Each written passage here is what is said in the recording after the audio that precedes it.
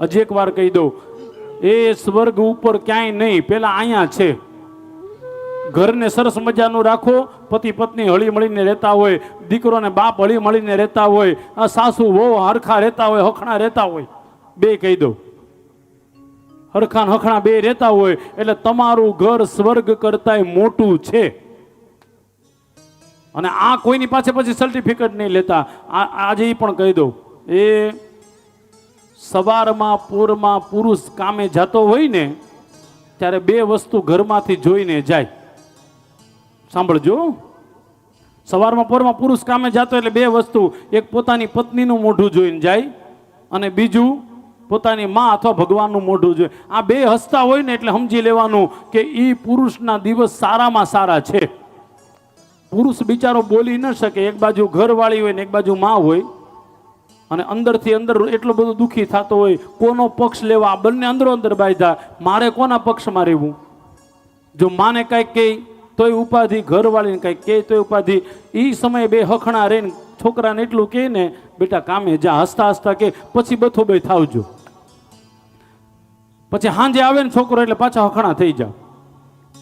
માફ કરજો, પણ ઘણી બધી સ્ત્રીઓના સ્માઇલ છે ને એ પોતાના પુરુષો માટે ઘણું બધું બળ આપે છે. સમાજમાં જોઈએ છીએ, આ જોઈએ છે એટલા માટે કથામાં અવારનવાર નાની નાની વાતો કહીએ છીએ. હસતા હસતા પુરુષ વિદાય થાય ને, અને સાહેબ પગારે વધે, એની આયુષ્ય વધે, અને તમે હવારમાં પરમાં સ્માઇલ આપો ને તો આખો દિવસ એનો સારો જાય. પછી ગમે એટલો થાકી ગયો હશે ને તોય આવીને તમને પહેલા પૂછશે, આજ જવું છે પિક્ચર જોવા? એ થાય કોઈ તોય તમને પૂછશે, અને પછી તમારે ના નહીં પાડવાની, હાલો તેથી કથામાં નહીં આવતા હો, તેથી ત્યાં જઈ આવજો. મારી જેવો વક્તા ક્યાંય નહીં મળે. હું તો સામેથી કહું, પતિ પત્ની બે ફરવા જતા હોય તો કથામાં આવવાની કાંઈ જરૂર નથી. પતિ પત્ની બંને પોતાના હાહુ હારાને લઈને આમ ફરવા જતા હોય ને તો એ મોટામાં મોટી કથા છે. પેલા ત્યાં જાજો, અહીંયા બે દી રહીને આવજો.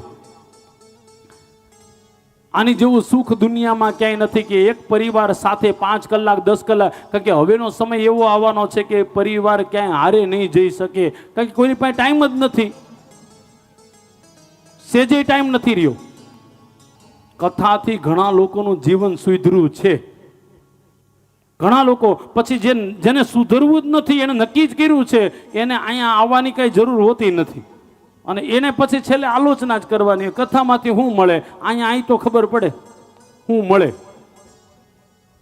મારી મૂળ વાત છે, કથામાંથી જીવતર મળે છે. કેમ જીવવું જોઈએ, કેવી રીતના રહેવું જોઈએ, એ તમને મને કથામાંથી મળે છે.